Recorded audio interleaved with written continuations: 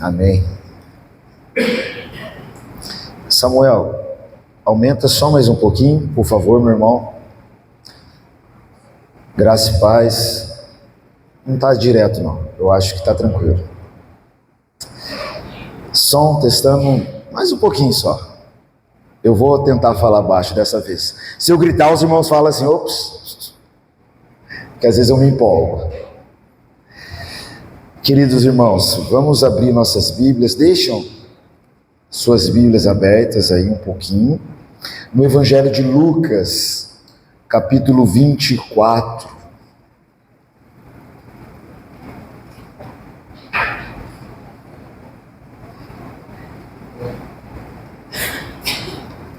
Nós iremos meditar a partir do verso 13, a famosa narrativa de Jesus ressuscitado com os discípulos no caminho de Emaús. Lucas capítulo 24, deixa aberto aí. Essa vai ser a quinta e última narrativa sobre Jesus ressuscitado. Esse é a quinta mensagem, é o quinto sermão. A gente ficou um bom tempo no final ali do Evangelho de João, vendo, conhecendo, experimentando o poder da ressurreição de Jesus, que se revelava a seus discípulos de maneira muito especial. E pela fé, com esperança, nós cremos que esse Jesus ressuscitado também se manifesta a nós. Porque Ele é vivo e não há barreiras para que Ele se revele. Mas a gente viu de forma muito clara, desde a primeira aparição dele, que o Jesus ressuscitado, ele não é exibicionista. Ele não é. Pelo contrário, ele é discreto. Talvez você tenha a imagem de um Jesus ressuscitado muito exibicionista. Talvez por algum teatro que você foi, alguma cantata que você foi, e na hora da ressurreição apareceu um Jesus voando assim, ó. Né? A gente não vê esse Jesus nas Escrituras, de branco voando. Aí é o ápice, né? Ah, ele ressuscitou. Pelo contrário, a gente vê Jesus discreto. Na primeira narrativa que a gente viu, no túmulo ainda, ele com a Madalena confunde ele com quem? Um jardineiro. E a forma como ele vai se revelando a ela de forma discreta, pela voz, pelo chamado, muito bonito, muito profundo, nada exibicionista, nada. No cenáculo, mesma coisa, Jesus ali com eles, e como eles reconhecem Jesus? Quando eles tocam nas feridas de Jesus, ali os olhos deles são abertos. Olha que simplicidade, toca aqui, olha minhas feridas. Na praia a gente viu, Jesus prepara um pão e um peixe para os discípulos. Antes, eles reconhecem Jesus pelo chamado que Jesus deu a eles. Olha, lança a rede para aquele lado. É o Senhor, eu já ouvi esse chamado. É o Senhor. E mais do que isso, mesmo eles sem reconhecerem direito que era Jesus, mas eles obedecem pelo poder de uma fé obediente, que é frutífera. Eles reconhecem que é o Senhor. E depois eles vão à praia, ainda meio assim, né, desconfiado. Mas reconhece que é o Senhor, porque o Senhor compartilha com eles o pão e o peixe. Não, é o Senhor, só pode ser o Senhor. E cada encontro, como a gente viu no cenáculo, é para renovar a fé. Em especial, principalmente ali com os discípulos. Na praia, renova o chamado, renova a comunhão, renova o amor na vida de Pedro. Pedro ali, querendo se esquivar, e Jesus trazendo ele de novo, pelo ágape. Então, meus queridos, a gente precisa entender isso. Jesus ressuscitado não é exibicionista. E a forma como ele se manifestou aos discípulos, é a forma que ele continua se manifestando, em detalhes, em simplicidade, em renovar a fé, o amor, pela palavra, pela partilha. Ele não é exibicionista, e não se iluda com esse Jesus exibicionista, porque ele não é o Cristo das Escrituras. Não é, confunde a nossa mente. Às vezes você vai orar e você vai pensar que é o Jesus ator lá de algum musical que você viu, e não é. Ele não é exibicionista. Ele não é.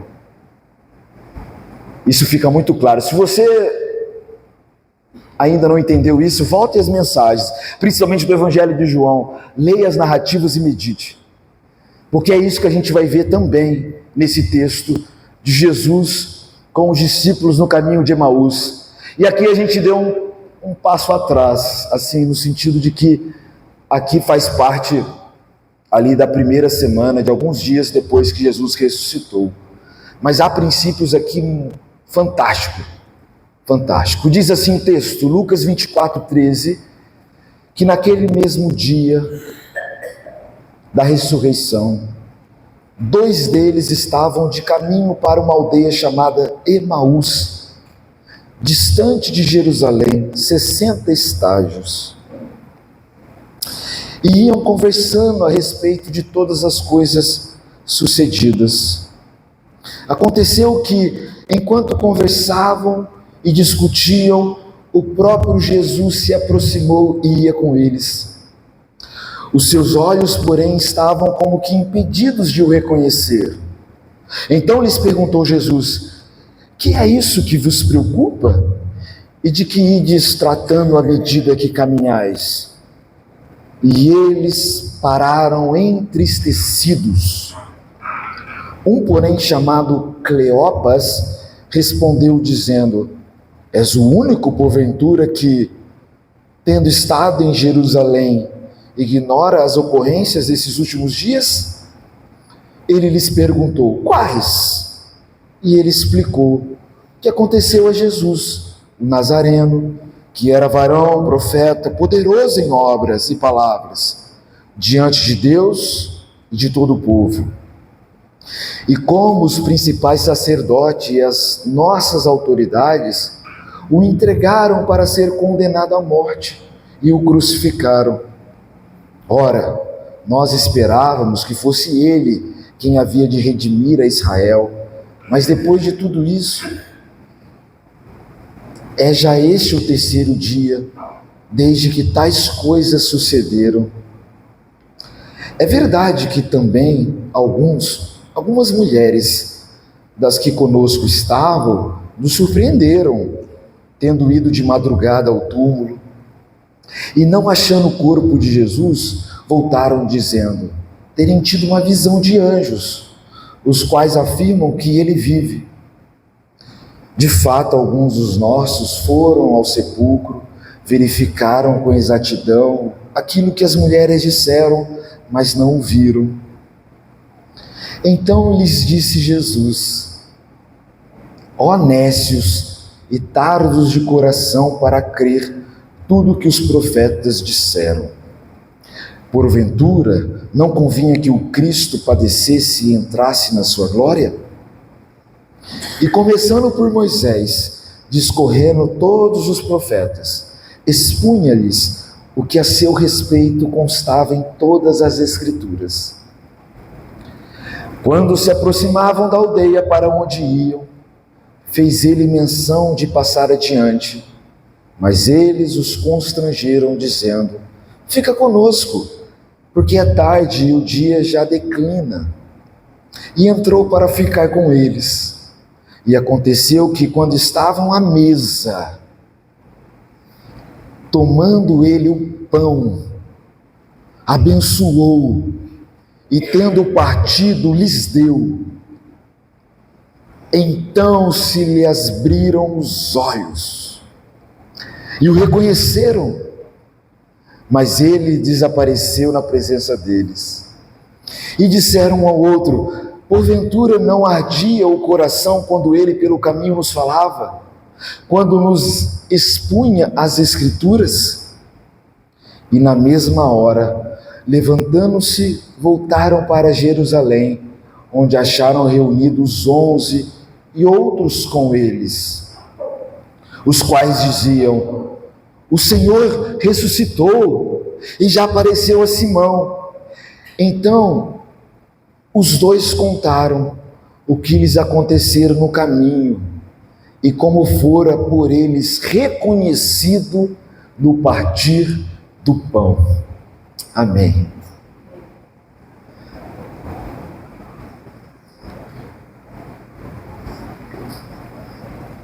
Da palavra para a mesa. Essa passagem nos conduz a isso.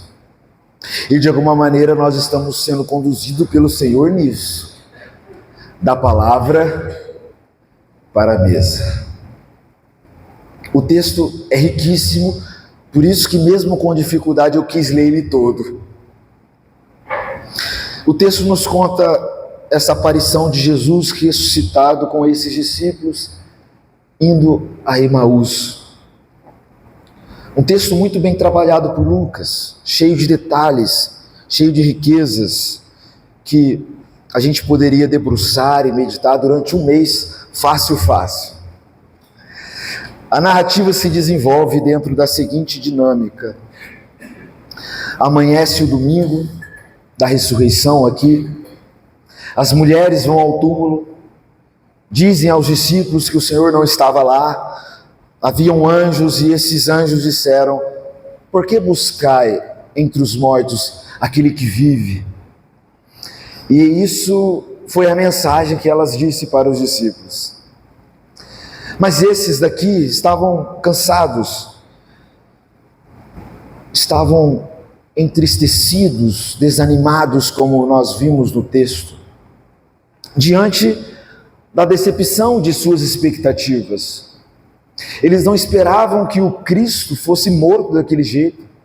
Eles estavam esperando uma redenção política de Jesus, que iria libertar o povo da escravidão romana, e de repente eles se depararam com uma outra libertação. Eles se depararam com a cruz e ficaram profundamente decepcionados. Apesar de Jesus ter dito, ter orientado que era pela cruz, mas eles estavam desgastados pela desilusão, profundamente feridos, profundamente desencorajados.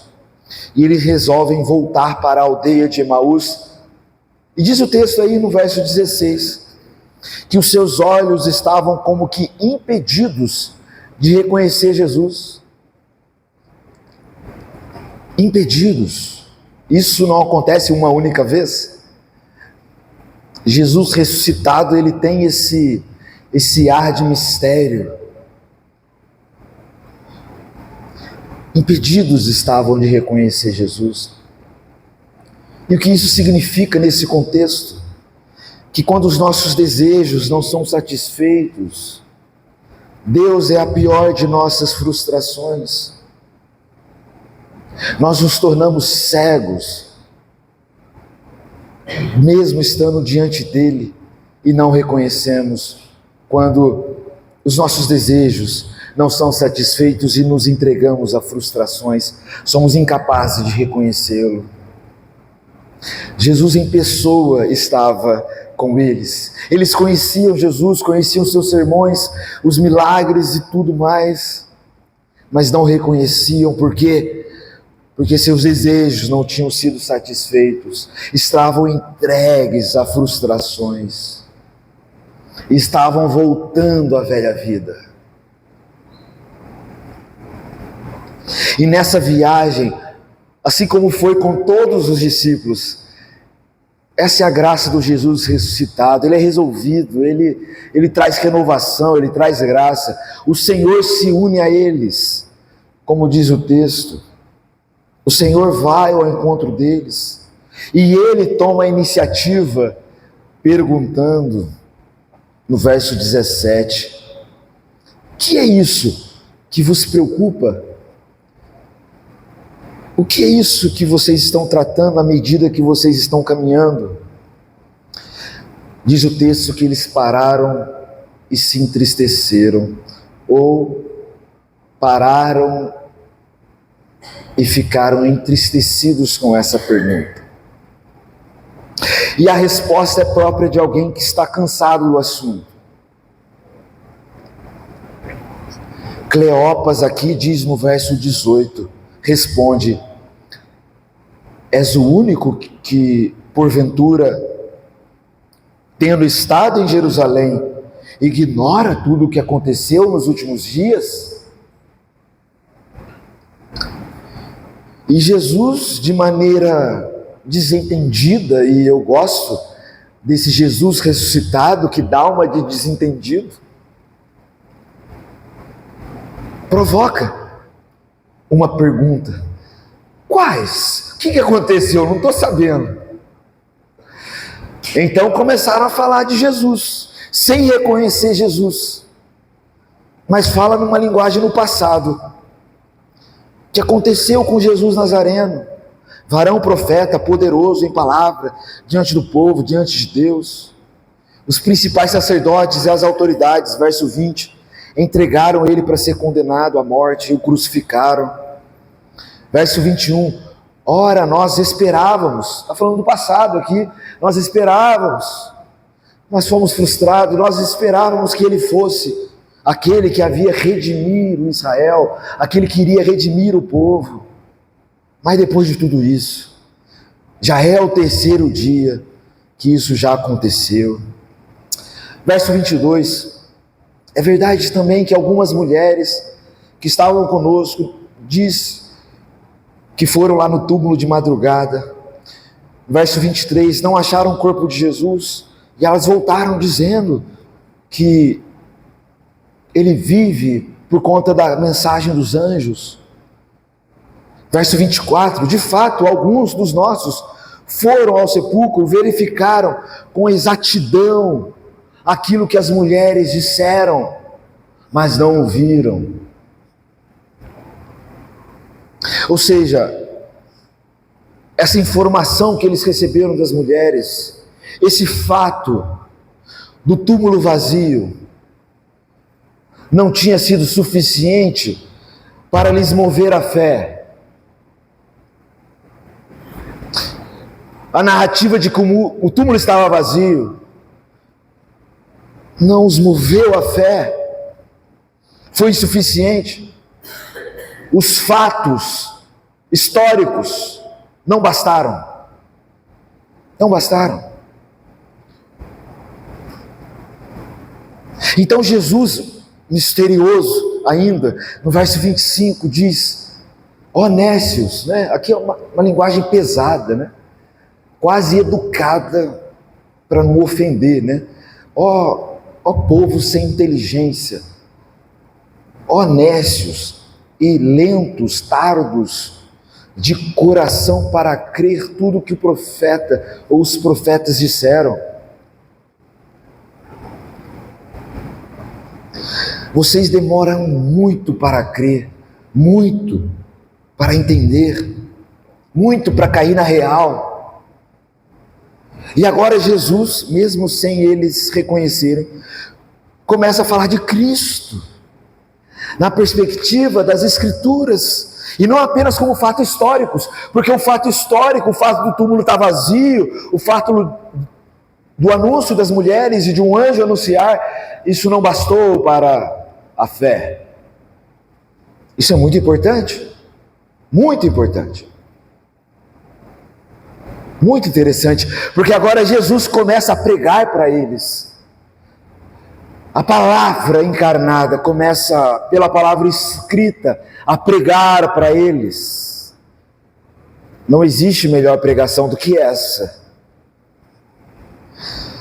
E ele começa usando uma regra básica que nós devemos usar, que os apóstolos usaram e que nós como igreja deve usar, que é a regra básica de ler o Antigo Testamento,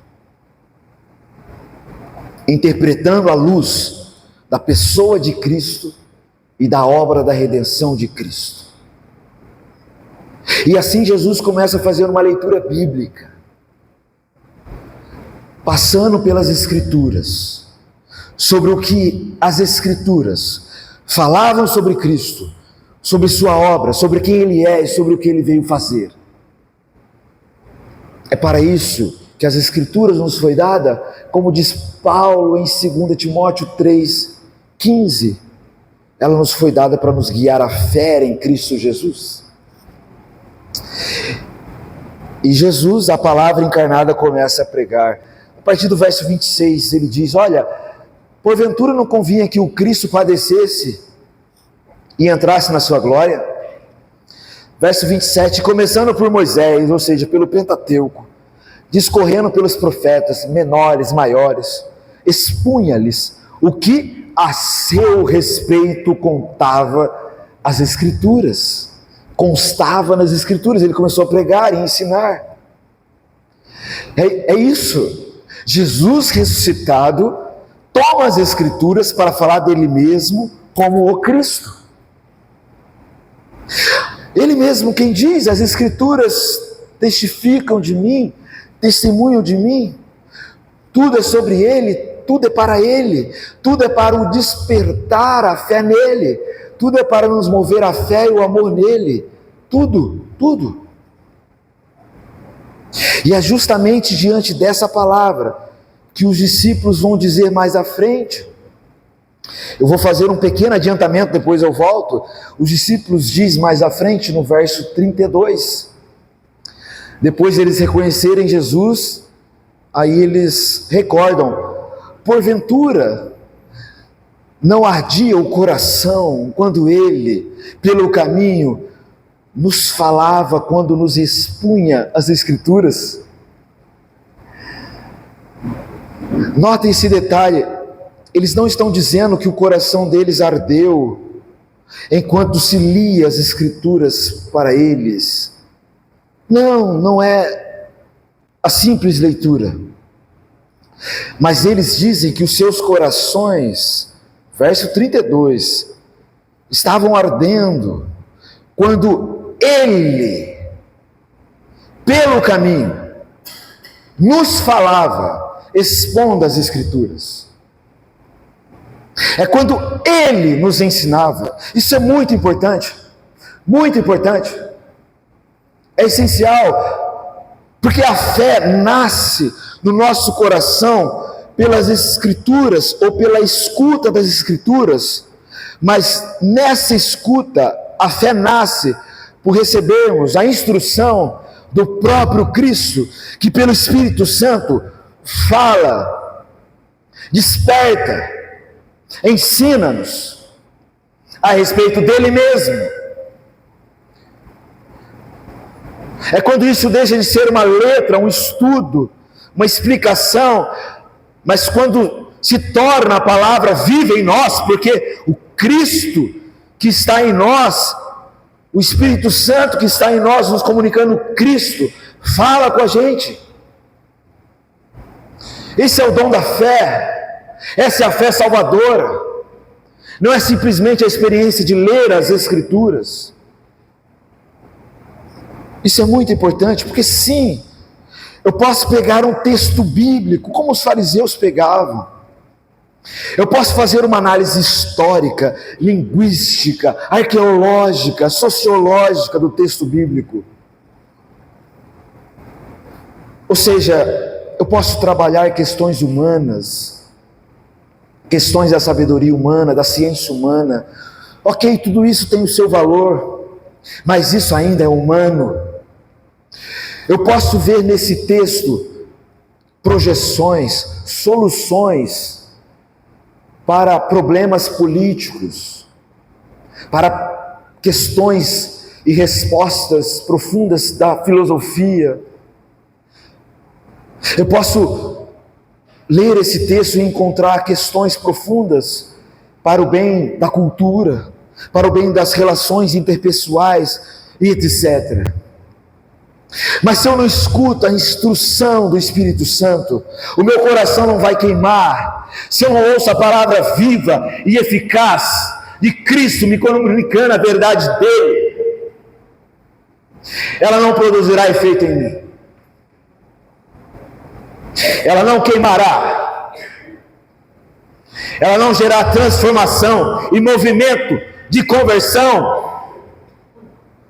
O que faz o meu coração queimar é quando eu leio, medito e escuto Deus falando no meu íntimo. É quando na meditação das Escrituras o Espírito Santo, como fogo, vem queimando e purificando o meu ser. É quando Ele me consola pela experiência que eu tenho com a palavra viva do seu perdão, da sua presença, do seu amor. É quando Ele me ensina de forma prática a amar e a viver como Cristo. É quando Ele, de fato, me edifica, me ilumina, me move. É quando eu vivo a experiência do amor por aquele que fala ao coração. É o que diz, é o que Ele está dizendo. Nosso coração não ardia quando Ele nos falava as Escrituras. Não era um mero sermão apático, informativo, histórico, homilético. Não, era a palavra viva. Era a palavra viva. Mas a experiência da palavra, ela tem um propósito, ela tem um movimento. Ela tem um movimento muito claro. Porque o texto não para por aí. O verso 28 nos revela esse movimento da palavra para a mesa. Verso 28, quando se aproximavam da aldeia para onde iam, fez ele menção de passar adiante. Jesus estava em viagem com eles, ensinou as Escrituras. Eles iriam parar, ele estava em peregrinação, essas viagens demoravam. Eles estavam voltando de Jerusalém, indo para Emaús, e viram uma pousada. Vamos parar, vamos descansar, vamos passar aqui a noite. Jesus ia seguir, e eles falaram: espere, fica aqui com a gente, fica aqui. Eles os constrangeram, dizendo: fica conosco, é tarde, já está anoitecendo. E Jesus entrou para ficar com eles. E aconteceu que quando estavam à mesa, tomando Jesus o pão, abençoou, tendo partido, lhes deu. Então se abriram os olhos e o reconheceram, mas ele desapareceu da presença deles. Jesus é misterioso, né? Depois ele vai encontrar mais adiante. Mas ele fez o mais importante. Ele partilhou o pão. Isso trouxe visão. Abriram-se os olhos e reconheceram. Como eu disse, aqui nós temos essa dinâmica nesse ensino de Lucas muito forte sobre o reino de Deus, o reino de Cristo. De alguma maneira, aquilo que é o ser igreja, o que é a realidade dela, essa relação com Cristo ressuscitado, vivo, através da palavra para a mesa, para a comunhão, para a partilha, para estar uns com os outros, para servir uns aos outros, para a comunhão.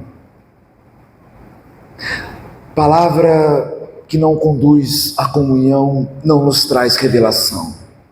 A revelação está quando essa palavra se encarna e a gente começa a experimentar o poder da graça e do amor na comunhão, na partilha.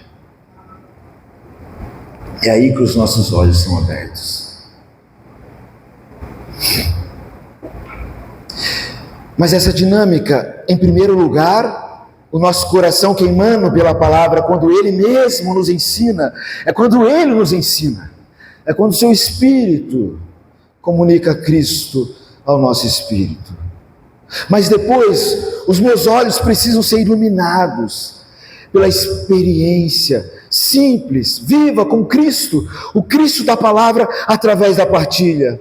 aquilo que eles viveram lá na praia, aquilo que eles estão vivendo aqui numa pousada de beira de estrada. Eu preciso agora dessa intimidade, desse comer e beber, dessa experiência de comungar com Ele, de ser cheio dEle. Eu preciso estar nesse lugar de revelação que se dá quando Ele toma o pão, abençoa, distribui e compartilha. Eu preciso dessa experiência. Eu preciso disso. A igreja é sustentada nisso. Marca da igreja primitiva, eles partiam o pão de casa em casa, não no culto religioso, não.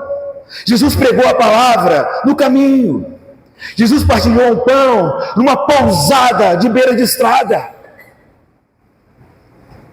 Não foi no culto religioso, não foi numa sinagoga, não foi num templo, não. Foi na simplicidade da mesa que os olhos dele foram abertos. Que os discípulos reconheceram Jesus na praia, na simplicidade de preparar um peixe e um pão. Ele toma o pão, ele abençoa, distribui e compartilha. Esse é o propósito da graça. O pai sonha com seus filhos e filhas na mesa, onde cada um serve o outro, com o amor que recebeu, com aquilo que aprendeu de Jesus, que na mesa não se sentava para comer apressadamente atrás do próprio pão. Não, Jesus na mesa se assentava para repartir. E só Ele fazia isso. Por isso que os olhos deles foram abertos. É Jesus. Ninguém é assim. Ninguém é assim. Todo mundo está atrás do próprio pão, da própria bênção.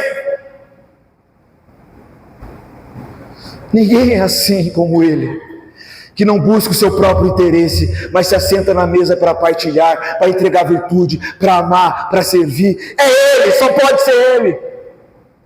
Essa é a experiência que a gente teve na Páscoa. É Ele. Essa foi a promessa que Ele mesmo fez para a igreja de Laodiceia, que estava em pecado e precisava se arrepender. Em Apocalipse 3:20, Ele diz: eis que estou à porta e bato.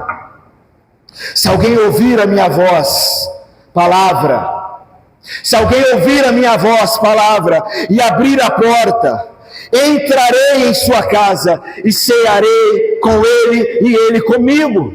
Isso é uma promessa. Ele está conosco, Ele será conosco, porque Ele quer. Não há barreira que o impeça, não há estudo sistemático que o impeça.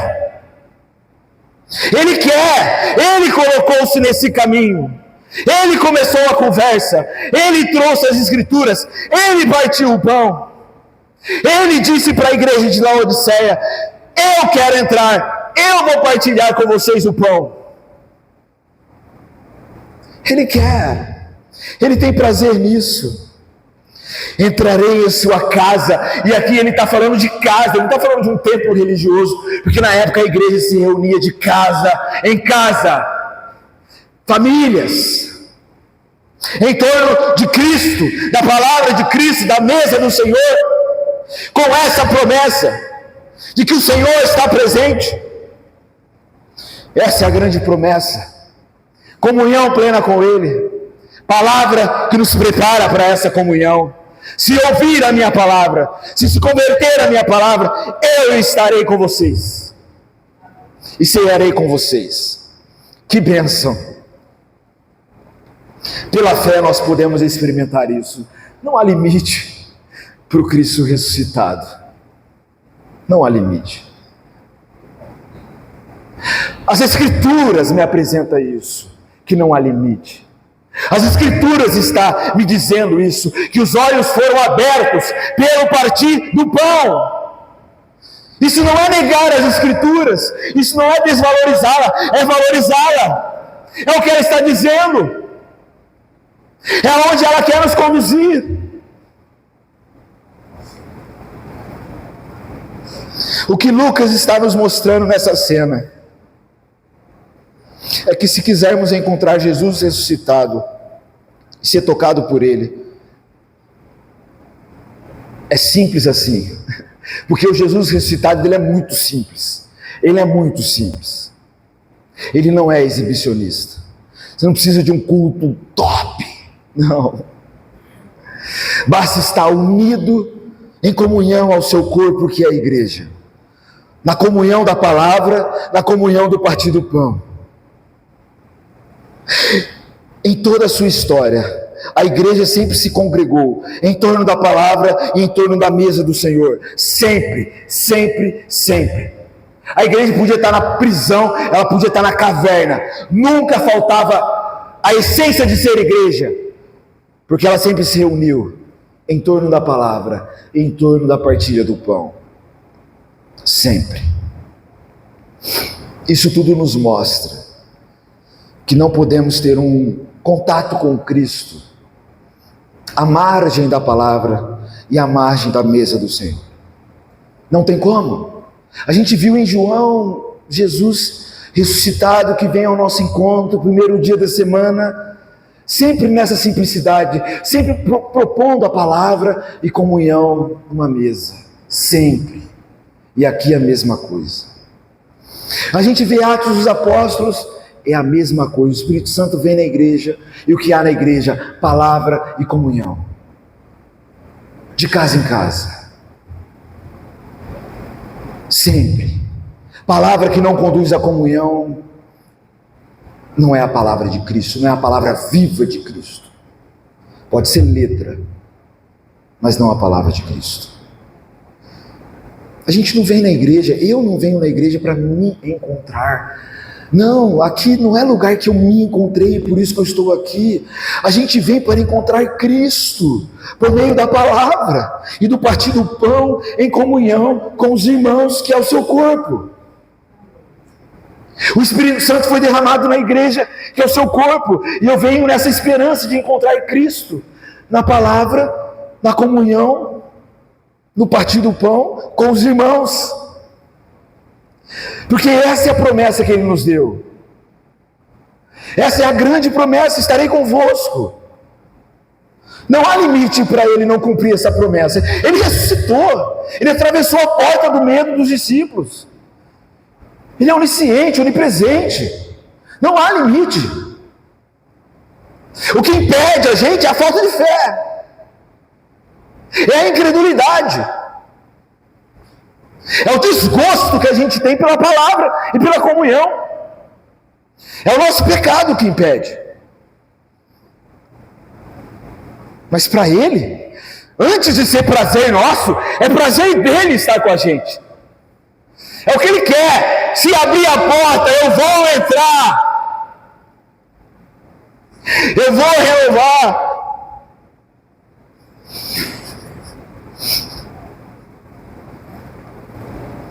Aqueles homens estavam tão descontentes com Deus, com Jesus, que não eram capazes de reconhecer Jesus. Mas quando eles viram Jesus partindo o pão na mesa, nossa, é Jesus. Devemos entender isso, irmãos. O que libertou esses homens? Foi a mesa. E é isso que Deus tem para nós em casa, em pousadas. É a mesa, a partilha. Era uma mesa celebrada com o espírito correto, em que alguém se dispôs em servir o outro primeiro. Eles finalmente estavam diante de alguém que não sentava para comer pensando simplesmente na sua fome, mas alguém que entendeu que a mesa do jantar é para servir uns aos outros. E ninguém é como Jesus, então só pode ser Jesus. Não, só pode. Só pode numa viagem dessa e só pode. Aí eles viram. Nessa simplicidade, Jesus não se exibiu. Jesus não fez uma manifestação angelical. Olha, não. Aí eles voltaram para os seus amigos. Sabe o que eles disseram? Olha no verso 34. Jesus ressuscitou. Nós o vimos no caminho, e como fora por eles reconhecido no partir do pão. Eles voltaram e eles disseram: Jesus ressuscitou, nós o vimos. Como vocês descobriram que é Ele? Quando Ele partiu o pão com a gente. Esse é o foco. É quando Ele partiu o pão. É quando Ele sentou na mesa com a gente e não buscou o seu próprio interesse, mas se assentou na mesa para servir. É quando Ele, com aquele olhar dócil, olhou para a gente e perguntou: como eu posso ajudar, como eu posso servir vocês? Aqui um pedaço de pão. Vocês devem estar com fome, a viagem foi longa. É Ele. É Ele. É Ele. Que possamos, irmãos, viver essa experiência. As Escrituras nos foi dada para isso, para que pela fé possamos conhecer, como diz Paulo em Efésios 1, o poder da ressurreição de Cristo. Desse Cristo ressurreto, que vem ao nosso encontro por meio da palavra, que nos conduz à mesa de comunhão, para que possamos nos entregar a Ele com toda intimidade, com todo amor, e receber dele vida, graça, perdão, transformação. Porque os elementos testemunham dele. O pão asmo testemunha da sua humildade, da sua pureza, da sua entrega. O trigo que caiu na terra, morreu, se transformou, passou pelo forno, se transformou em alimento, se multiplicou. A uva que foi esmagada e servida e se tornou esse vinho novo, esse suco puro, para nos trazer vida e alegria. Pela fé a gente se alimenta disso. Sim, pão é pão, o cálice do suco é o fruto da vide.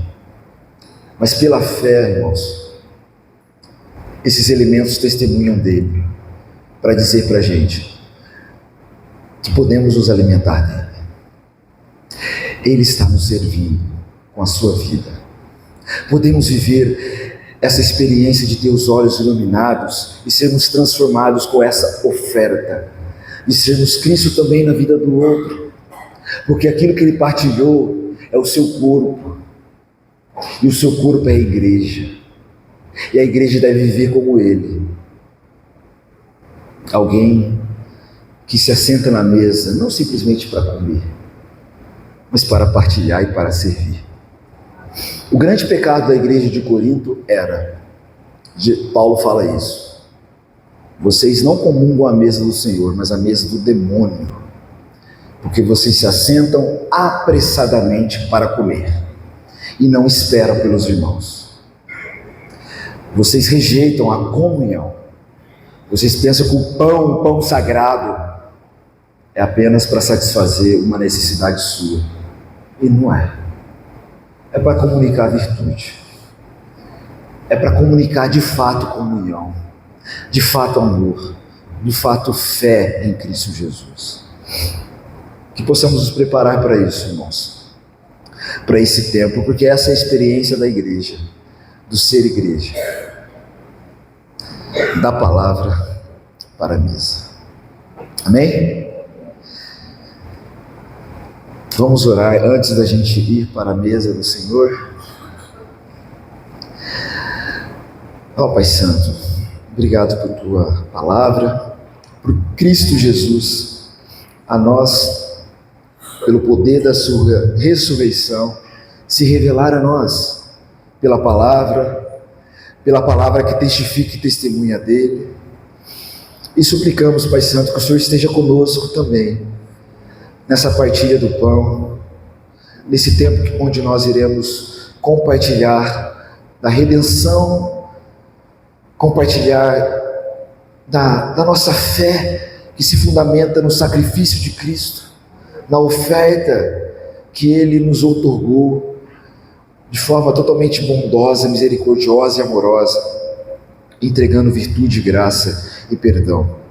Que possamos, Pai, nessa simples experiência de partilhar, de comer e beber os elementos da ceia, nos abençoe para que possamos nos alimentar de Cristo pela fé, para que possamos nos alimentar do Evangelho, da comunhão, e para que não fiquemos presos às quatro paredes desse templo, mas que levemos, Pai, os princípios dessa mesa para as mesas de nossas casas e de tantos lugares que o Senhor nos conduz. Mesas que o Senhor nos chama a partilhar a virtude e a vida de Cristo. Essa do qual o próprio Cristo compartilhou numa pousada de beira de estrada, que foi totalmente suficiente para despertar nos discípulos que estavam cegos uma visão de que Cristo estava ali com eles, Pai.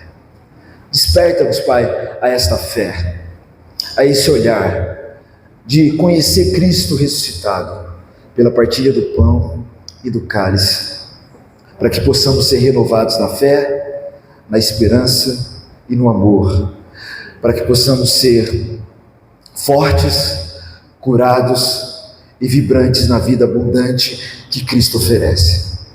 Que isso aconteça em nossa comunidade, que isso aconteça pela nossa experiência de hoje, em Cristo Jesus. Amém. Amém, irmãos? Convido os irmãos, diáconos,